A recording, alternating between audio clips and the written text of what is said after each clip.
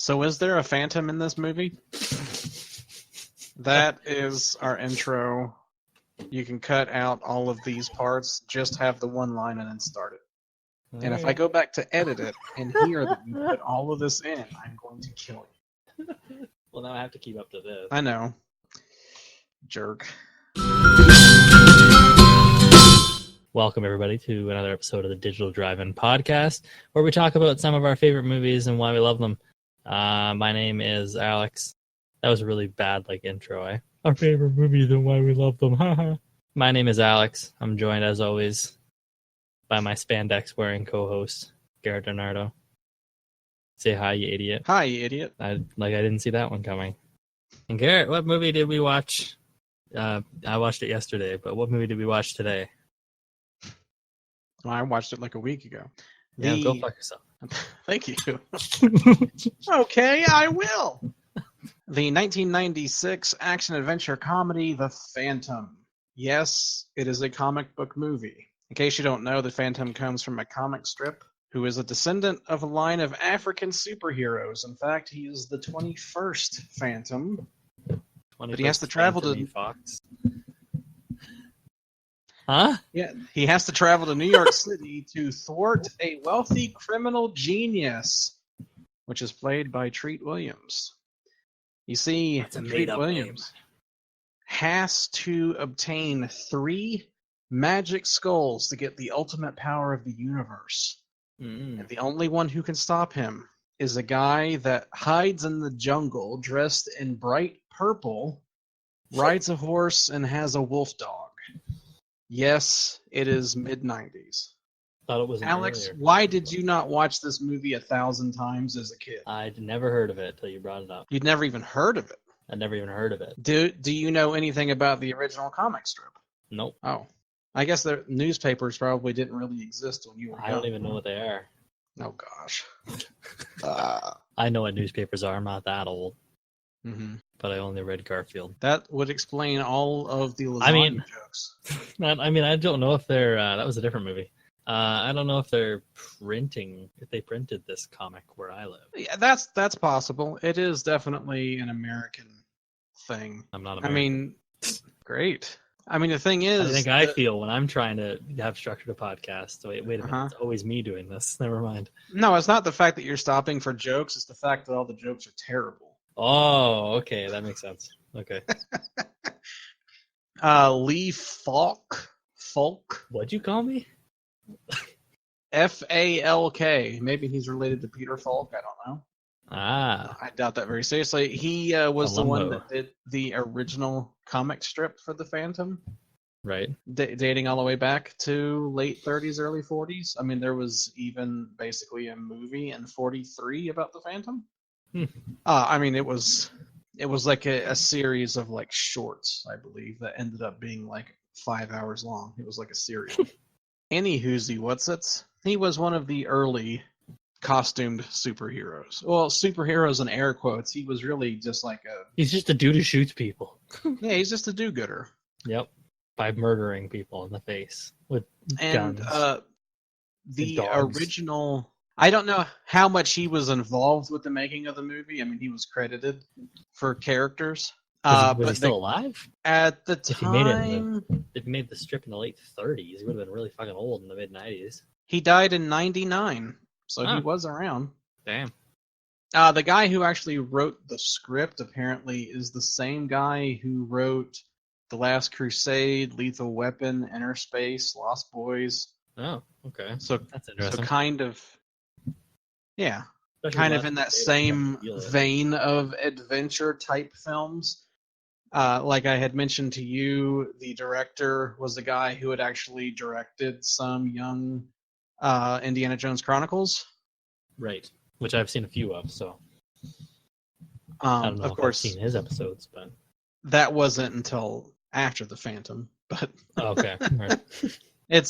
I mean, I don't know if it was he directed this and therefore they thought, hey, this guy would be good at directing young Indiana Jones, or... I would imagine so, because some of the opening bits are ripped straight from Indiana Jones. Mm-hmm. Some of it like shot for shot almost. hanging off the side of the truck and all that. Exactly. Yeah, it would not surprise me if we were to go through like the special effects team individually to find out that they were like stuntmen or whatever from ILM or LucasArts or whatever you want to consider it.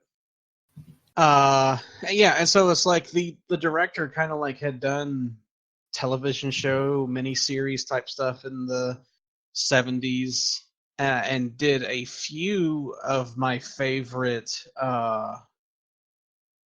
like 80s and 90s kid movies.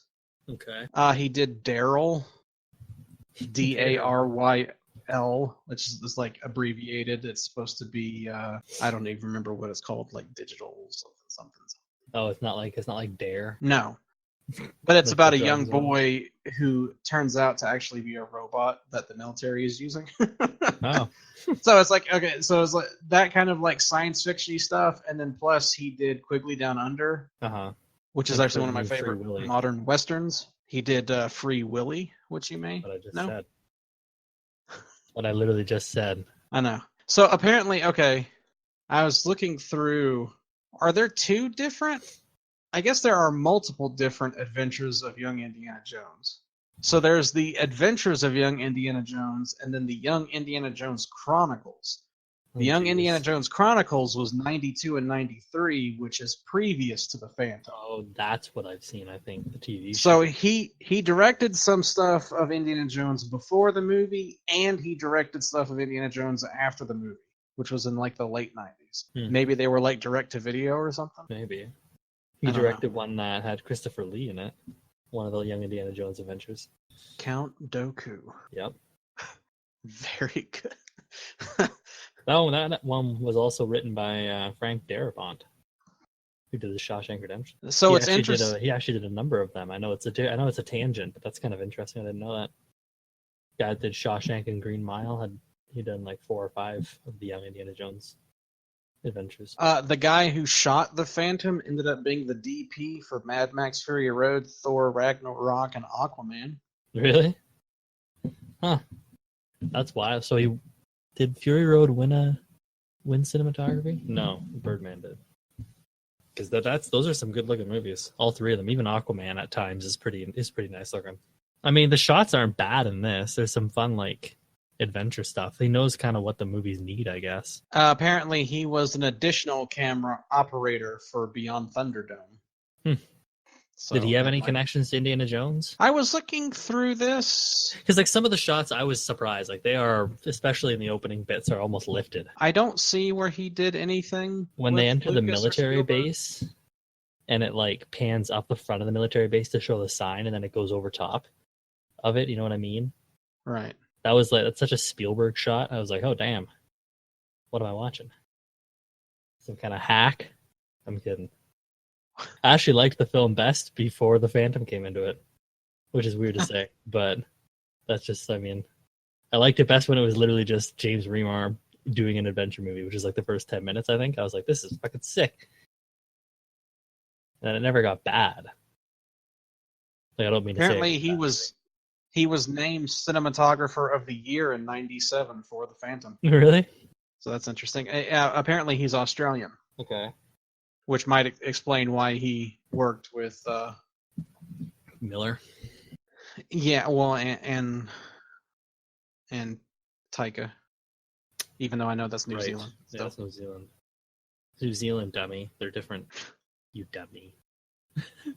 Vic Armstrong, yes, is the second unit director. The name sounds very familiar. He did a lot of stunts. Okay. He was the stunt double for Harrison Ford in Blade Runner. He was the stunt coordinator for Flash Gordon, for Superman 2. For Temple of Doom, he was the stunt arranger and the stunt double for Harrison Ford. He did Return of the Jedi stunts. Raiders of the Lost Ark, he was a double and did stunts. Curse of King Tut's Tomb, he did stunts. And he was the second unit in this? Doesn't the second unit director do a lot of, what do they do usually? Just pickups or like action stuff? It's probably both, I would imagine. So I can imagine that somebody that worked right directly on those movies would have had some of it influence. I would imagine so. Also, you probably recognize the name Fred Arbogast. He was the chief sculptor from the art department, and he's done work on Minority Report, Waterworld, Star Trek Into Darkness, Starship Troopers. He did stuff for AI, artificial intelligence. So yeah, there's a lot of like. It's kind of got a stacked behind the scenes kind of team, eh? Yeah. I think that's probably why a lot of the stunts actually worked. Oh, he even did some stunts in Dune. Vic Armstrong. So anyway, one of the guys that did the visual effects on the let's see, where did I? Oh, I'm sorry. Film editing on this is the same guy who did visual effects on the Titanic and editorial department of Die Hard. So you kind of got some good names in the important departments. Right. Jim Henson's Creature Shop did a lot of the stuff too. Like you could tell from the skeleton in the cave. Like that's 100% something that's from like ILM. Oh yeah, I was honestly I thought we were gonna get more supernatural stuff with that. Kind of wish that we did. Wish there was more of it. Yeah, I mean, what's interesting with this is originally it was set up to be a trilogy. Okay. And I don't know if like the budget prohibited some stuff or the shooting schedule or kind of like what the deal was. Maybe they were wanting to see if it would work and then go bigger budget later. I mean, not that this had a terrible budget. It seemed like it was like $45 million is what IMDb says. Right. Which for 96, that's a moderately budgeted. Yeah. But it was kind of in development hell for a while, which some of the stuff I was reading up on is for a while, like Sergio Leone was attached to direct it. Really? That would have been interesting. Yeah, I don't know exactly what everything was about that or like how far into development anything even got, or if it was just like, hey, that would be interesting to do. How the hell would it even work? How would it look? It wouldn't feel like it does now, right? It wouldn't be the pulpy kind of thing, would it? Wait a minute. I'm trying to find where it said something, and now I can't find his name. I think you said that Joe Dante also was involved at one point. I know he produced it. Where did I read the Leone thing? So that it is true. On Wikipedia, it says that. Let me see here and make sure I'm actually reading from the right thing, because he has apparently other films that were in the works. I got IndieWire. So Leone started writing a screenplay based on the comic strip and started scouting for locations, but that's as far as it went. He wanted to do a movie about the Phantom, and then he also wanted to do another movie based on a Folk-created character, Mandrake the Magician. Right. And he also tried to go after Flash Gordon, but apparently it just, for whatever reason, even though he wanted to apparently make comic book movies, he never had a chance to do it. I'm reading that he didn't like the script for Flash Gordon, so he passed on it. Yeah, I can imagine with his characters and his movies being way more complex or anti-hero-ish, I don't know how well that would jive with probably what everyone thought comic book movies would be, especially back in like the 70s and 80s. Because there's that huge gap of, I mean, he directed Duck You Sucker in 71, and then his next film was in 84. Right. So, there was that huge time where he was either just looking for projects or just didn't find anything to tickle his fancy, which is a shame because I would love to have seen.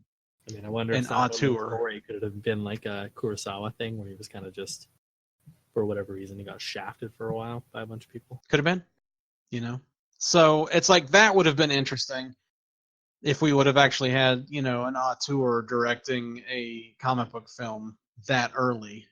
Yeah. And then, like you mentioned, Joe Dante was also slated to direct, but I don't know. Right? He did do Gremlins. I mean, Joe Dante would have been a really good choice because I think he was second unit director for a lot of Spielberg stuff. Yeah. And then he did Gremlins and Inner Space. He even did a few episodes of Amazing Stories. Did he not? Say that again? Is that the one? Spielberg did most of Gremlins?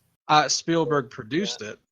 Oh, I'm thinking of Poltergeist. Yeah, where it's like Toby Hooper, but it's like it either Toby It's Hooper is Spielberg, doing an technically. imitation of Spielberg, or Spielberg actually directed. Well, it's like Dredd and Alex Garland too, Right. where he apparently directed 85% plus of that movie. We should do that one. I haven't seen that in a long time. I would be happy to do anything. The movie's bad fucking ass. I don't think I own Poltergeist, though. I meant Dread. Poltergeist. I meant Dread. Dread, you dummy. Never seen it. Wow. There's a joke. There's an oldie. Wonder what they would have brought to it, what they would have changed. I I'm think almost Joe wondering Dante would have It's been like real similar. This guy, like Simon Windsor, he's good, but he doesn't necessarily have a movie like the other guys have, if you know what I mean. Like the Gremlins or like Leone. So I'm wondering if all the behind the scenes people needed a little bit more powerful of a director to drive them forward or not. I don't know. I'm just rambling. Yeah, that's fine. I mean, I can understand what you're saying. I think he can do. It's more like kid friendly, fun kind of movies. Yeah. So it's like it's regressive when compared to Indiana Jones, because Indiana Jones was going like a little bit darker and a little more adolescent. Just by a touch, but like Right. But like, I would show like a 5-year-old Indiana Jones. It'd be no problem.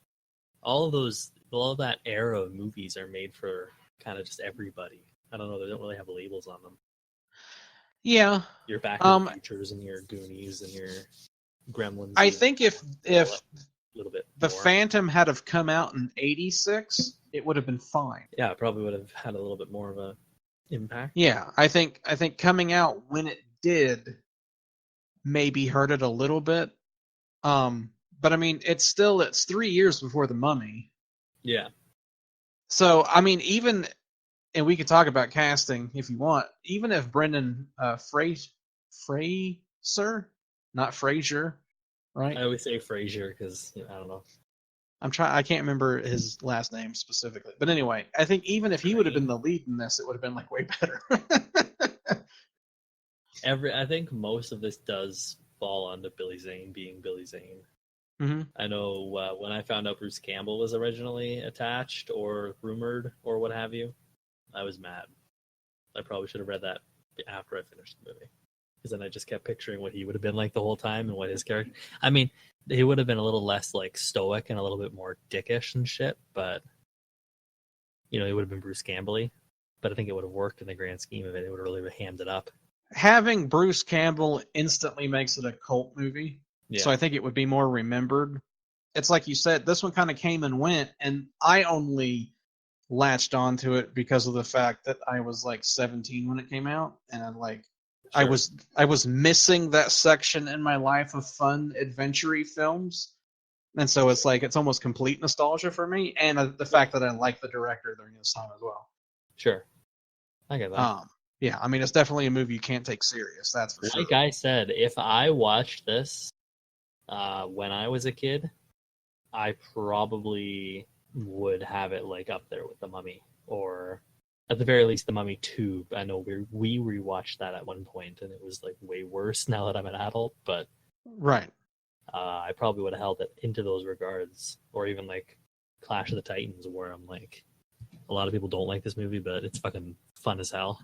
Yeah. And even if it still was fun as hell, all the action was like really enjoyable. There's the bit with the plane when they're like jumping off of the biplane onto the horse is fucking fantastic. Yeah. The wide shots where it's so obviously real is like so cool. Right. It just looks so good. Yeah, it's like you can tell there are some where it's like, well, within that scene even there's like, okay, there's a green screen shot, but for the most part it's like legit. Yeah, even when it is some fakery, it's like the background is a screen and then they have the prop plane on the thing and the guy's hanging off. But some of those shots, the only way to do it is to hang a guy off a plane. Yeah. And that's now they would have it ripping at 8,000 miles an hour and guys doing backflips and shit, probably doing a sword fight on the edge of the plane because it's all CG. But it's like this, the stunts have that weight to them because it actually, even if it's not all practically done. A lot of it is at least someone hanging off of something somewhere for real. Right. And then like rotoscoped in or whatever. But, it brings up an interesting thing. We were talking about biplanes and even horses and different things. I mean, this is a pre-World War II set film. So it's 1939, I believe, is when it actually takes place. Right. And so it's a period piece. A year after Temple of Doom, I see. So it's like, do superheroes or these types of stories in general just work better because that's when they came out? Or is a more modern take? How so? What do you mean? Do you mean in how like The Mummy is also a period piece? Right, and Indiana Jones, like you said, is a period piece. It's like, does it just work better because they can't just dial up a cell phone? Yeah, and there's no like jet planes to get them across. There's no, right, or they can't.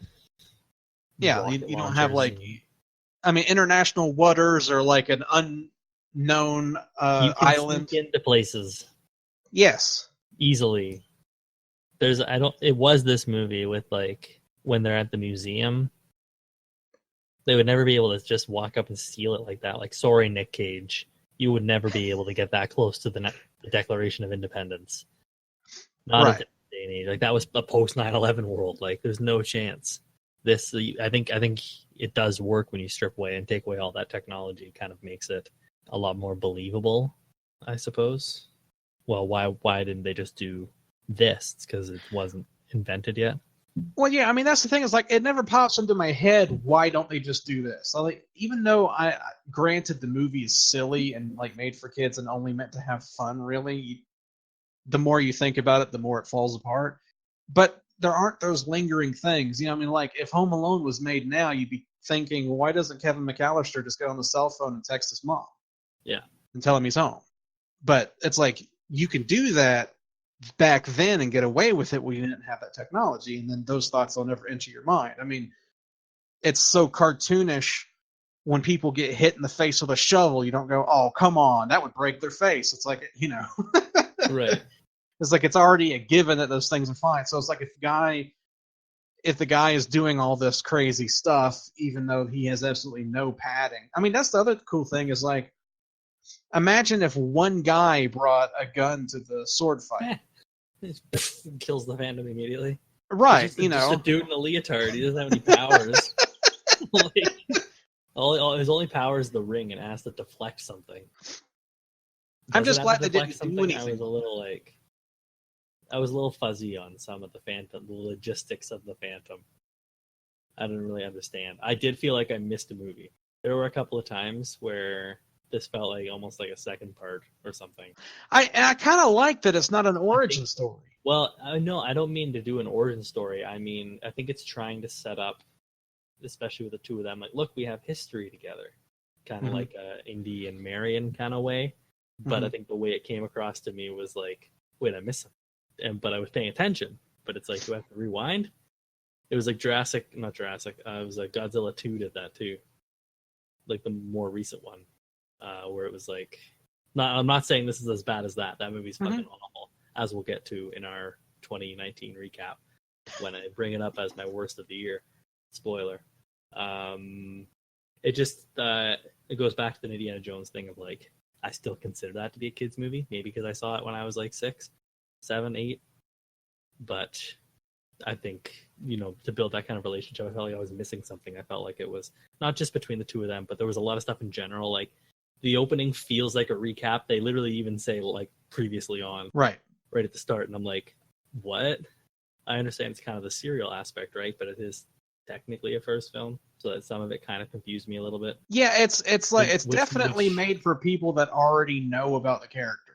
Yeah, but which led me to go, like, the one point they say, yeah, but he's been around for 400 years. I'm like, wait. Well, I get he was in pirate times, but, like, 400 years? So is he immortal? Or... He's the ghost that walks. Yeah. And then, like, I'm like, is he going to start flying soon? And then at the end with the ring came up, like, why didn't he do that earlier? Yeah, it was fun. I overthink some things because I have my bar set too high on adventure stuff where I'm always expecting something to be Raiders or like Uncharted 4. style of stories. If you're looking two different types, one being pulpy and one being like serious, I guess. Right. And this is mostly camp. Yeah, it's very campy. But I think it was smart on the movie to go ridiculous immediately, because I think Indiana Jones works because it's so grounded in reality, especially with the Nazis, that when the ridiculousness comes up at the end, it's like a twist kind of thing, but it works in the sense of like, oh, nobody's ever going to believe this. Right. Do you know what I mean? Yes. But in a movie like this, it's like the fact that it goes ridiculous right off the bat allows me to be like, okay, I'm okay with whatever this movie does, and it's not really going to affect how I feel about it. It was like you're thinking, well, why didn't they just do this? You don't think that throughout the whole movie? I think It's because, like, from the bat, like, James Remar tries to fucking elbow a child in the face, and, like, they all walk across, like, the car driving across the bridge, and the whole bridge bit, and swinging on the vine, the ghost, like, skeleton jumping out at him or whatever. It goes ridiculous immediately. And I think that I kind of, I don't know, took tensions off that it wasn't going to be serious, which allowed me to have a lot more fun. Because if it tried to go serious the whole time, but there was just a dude in a purple leotard, it would have been fucking awful. No, I agree. It's the movie is basically doing so that's how it is in this family. Mm-hmm. Oh, yeah.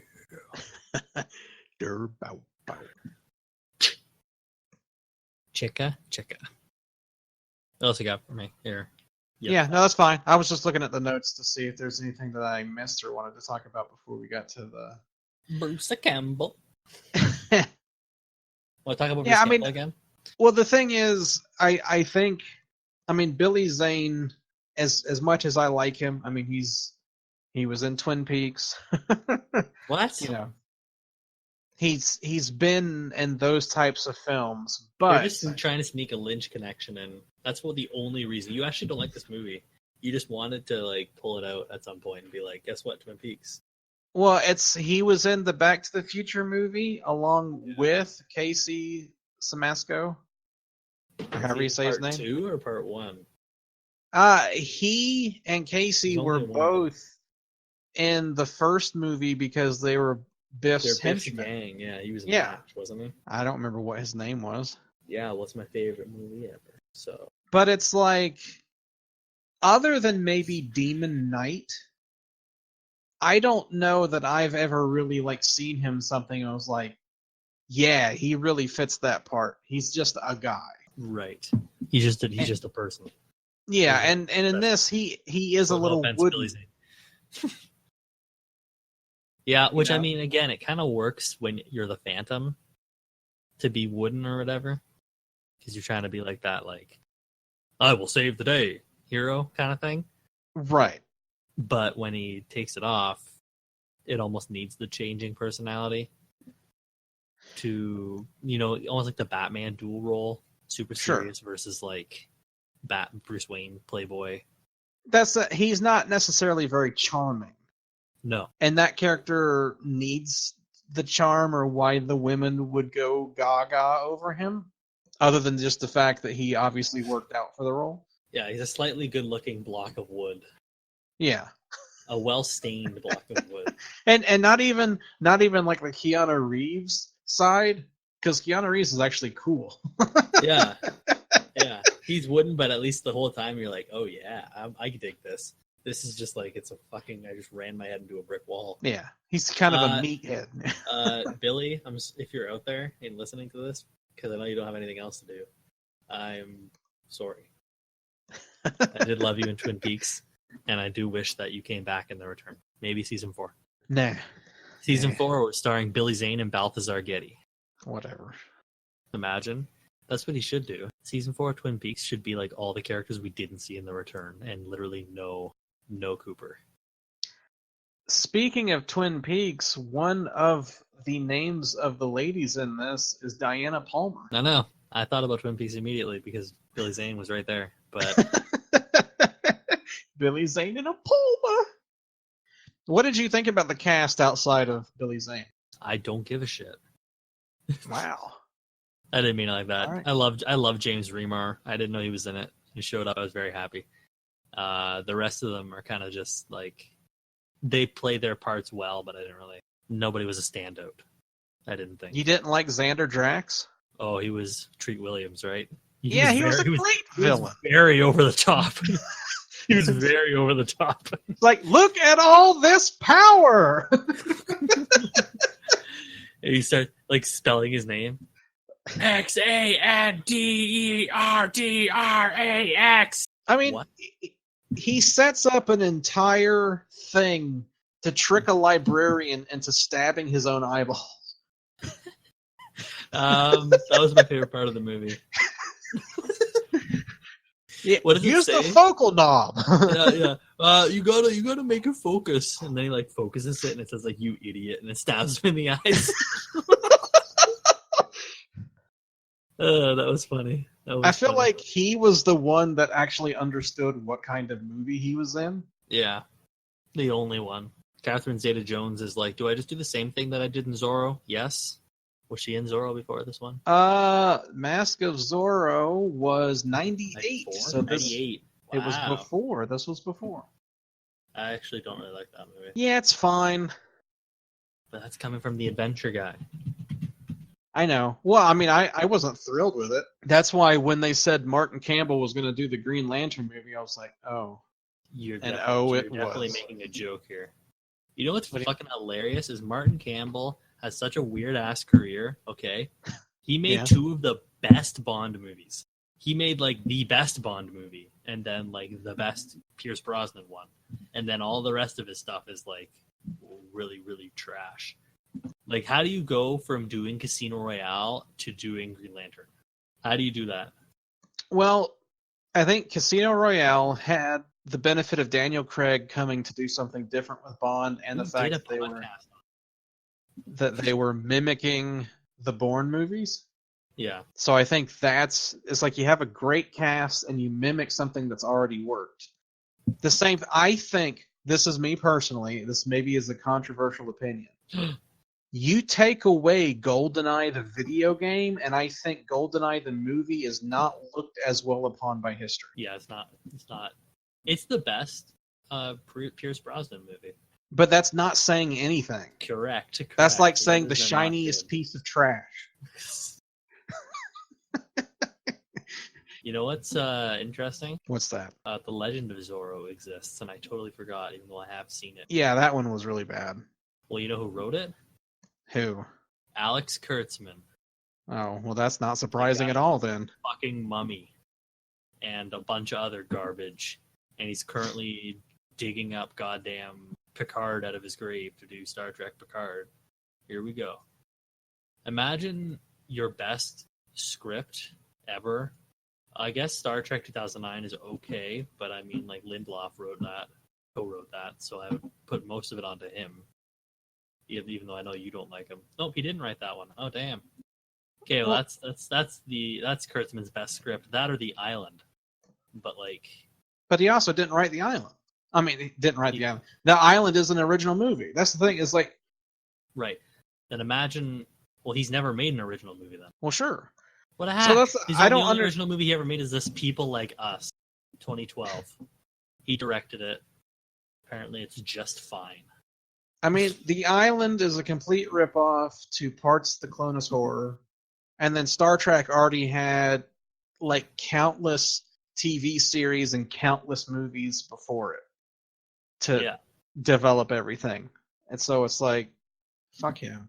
Imagine so the greatest script you ever wrote being Star Trek 2000. Yeah, so he's a hack. Who cares? The interesting thing about the Phantom is everyone always talks about girl power and how, you know, the girl always has to be saved or whatever. Mm-hmm. It seems like both girls in this film were just ass kickers. Yep. And they, like, defended each other, too, even though they weren't on the same side. Yeah. There's one part where, like, they show up to the pirates, and, like, the one pirate, like, grabs Diana and is like, this one's mine. And I was like, really? In a kid's movie? And then, like, Catherine Zeta-Skarn, like, fucking knees him in the balls. Yeah. Like, girls gotta stick together. It's like, you're not on the same side. You're enemies. Weren't they? Well, originally Catherine Zeta-Jones was capturing Diana Palmer. She's just like a mercenary. Yes, she's Catwoman basically. It's like she's a the bad character girl from Uncharted 4. Yeah, well, Catwoman came first, so She's literally like, who's gonna pay me the most? Okay, I'm on your side.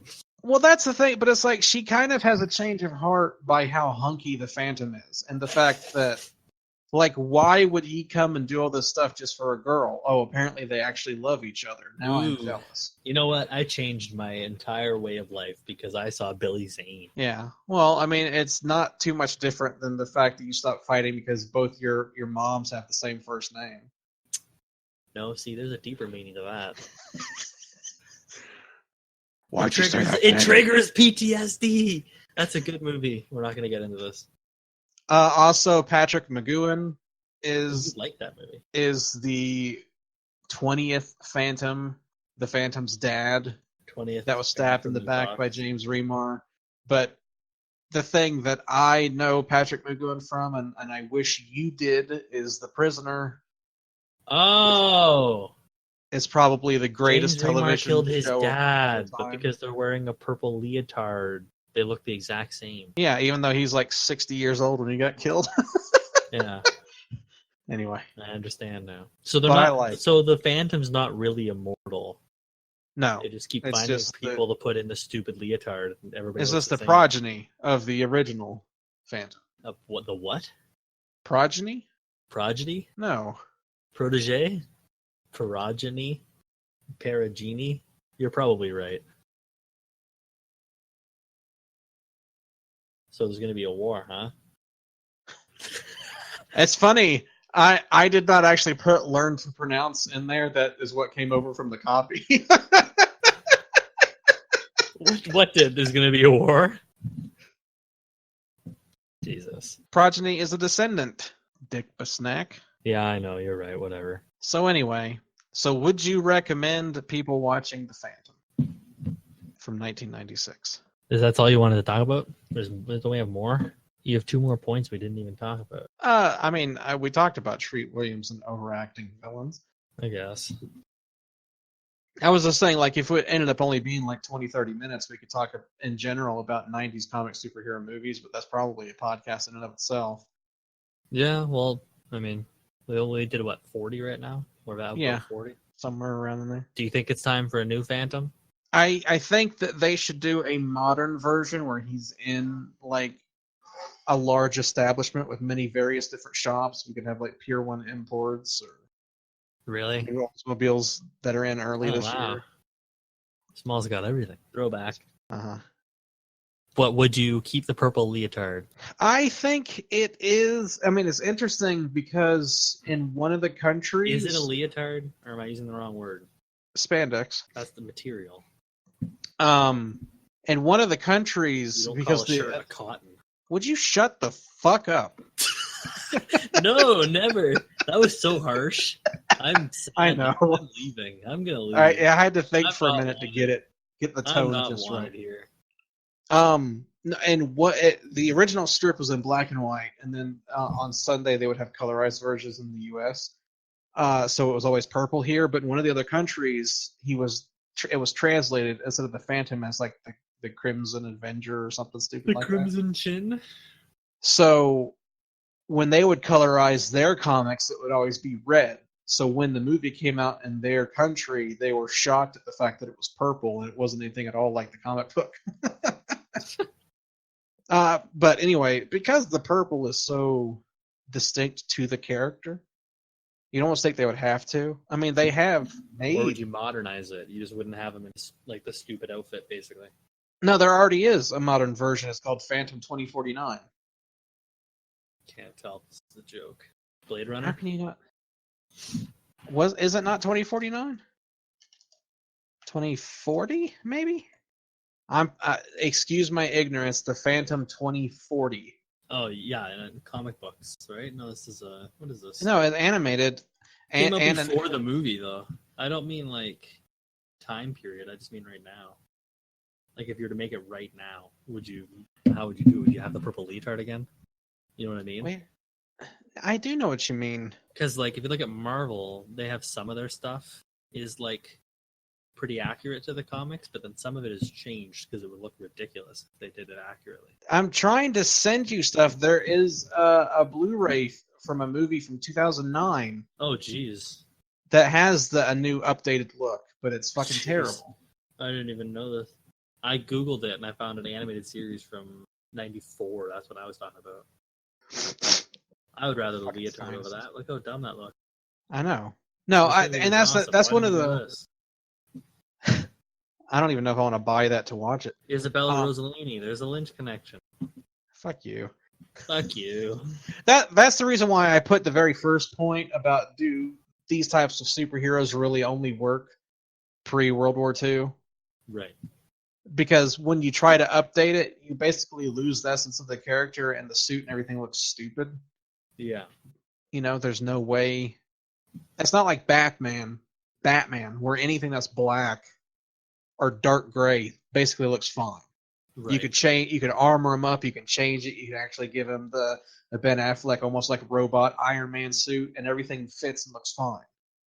Yeah. Superman, you're really limited. I mean, it's basically whether or not to give him the red trunks on the outside. Right.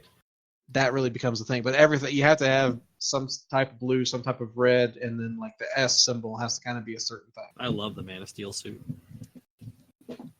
Yeah. It's a good modern version. Anyway. I mean, that's like all of them are basically, they look like wrestlers. Right. You know, it's one reason why characters like the Punisher are more interesting, because they just kind of like wear regular like fatigues or whatever, Sure. or go all out like Watchmen and be basically like as completely close to the comic as possible, and you know, have one guy with a trench coat. The movie is one close guy's to the costume. It's as close as possible. You should see the fucking show. burr, burr, burr, burr, burr. The show literally has like comic costumes for some of the people. It's awesome. Well, good for them. Anyway, I feel like that's what you would have to do, right? You just tone the colors down a bit. You can still have the leotard, but like instead of being bright purple, it's like a tamer purple, I think. Who cares? To me, I think you go all out. Yeah, or you do the opposite and just make everything. I think you go completely garish. That's one of the reasons why I like this era of comic book movies, like with Dick Tracy. Like everything was bright colors. And it was fantastic. That's the movie that needs the HDR. Dick Tracy? Yes. I haven't seen it. I know you haven't. You haven't fucking seen anything. Wow. Why are you so mean? But that's one of the funny things about like this era is people are like so hooked on that now is the time that superhero movies have just come out again and again and again. But it's like the 90s was chock full of superhero shit. Right. Like I just was looking for research so that I would have talking points. That is just like off the top of my head, superhero / not every single comic book or manga movie, but just like the more popular ones that I had seen or ones that were like that thing. I mean, look how many there are. It's like 30 in a decade. So it's like we're averaging like 3 or 4 a year. One of them you literally have never officially released. Well, they made them. But then it's like, how many of these are good? I think that's where you have the distinguishing thing. Is like right now, all of the superhero movies are pretty well like fine or better. There's quite a few of these that are fine or better, but they were forgotten. Well, yeah, and then some of them are fucking trash. Well, I think you could say that some of the new yeah, ones I guess. From here, the boys went on a 45-minute rant about the quality and box office numbers of superhero films before ultimately deciding that the cast got too damn long and decided to split it into two different things. So, in the future, look out for our discussion on franchises, decades, superhero films, and the amount of money they make, as it may or may not turn into a full-blown argument at some points, with chairs being thrown and walls being punched like Adam Driver in Marriage Story. Anyway, we're going to wrap up the Phantom now. Phantom, in conclusion, you led this one. Conclude it. Yeah. I liked it. I thought it was a lot of fun. Don't think about it. And if you grew up with it, it's even better. I agree on all those points. I didn't grow up with it, but I wish I did, to be honest. I really, really wish I did. So if anything, that's a pretty good endorsement, is it not? I genuinely wish I saw this as a kid because it would be like beloved. Yeah. Instead of me just liking it. And the interesting thing is there are handfuls of these movies out here that are just like this that we need to get you to watch. Yeah, well, I'm going to watch Rocketeer very soon. Not today. Fuck you. What? No, I'm just... Today, whenever the audience is listening to it. Ooh, maybe I've already watched it. If you want to find out if I have already watched it, you can follow me on Letterboxd. You can also follow Garrett on Letterboxd. Their descriptions are in the... the links to that are in the description below. English is very hard for me sometimes, even though first language. My first language is more, but this is my second language. That was a good joke. Fuck you. In addition to our Letterboxd links in the description below, you can also follow us on Twitter. Follow me at Alex's Reviews and Garrett at Garrett Donardo, as well as the show on Twitter at digital_podcast. If you actually made it this far, although a lot of it will probably get cut out anyway. Wow. Yeah. Bye-bye. Next episode, we're going to talk about Inside Llewyn Davis, sad and depressing folk music movie from the Coen brothers. Yeah, I wonder who picked that one. That also happens to be one of my favorite movies of the decade. I say goodnight. And I say hello, hello, hello. Hello, hello, hello. I don't know why you say goodnight. I want to do more of a podcast. Do you really want to do more of a podcast? Always. We could have probably sectioned that up into a second podcast. Do you want me to? Oh, might as well. That's actually a way better idea. Let's just do that. And they did. Good night, folks.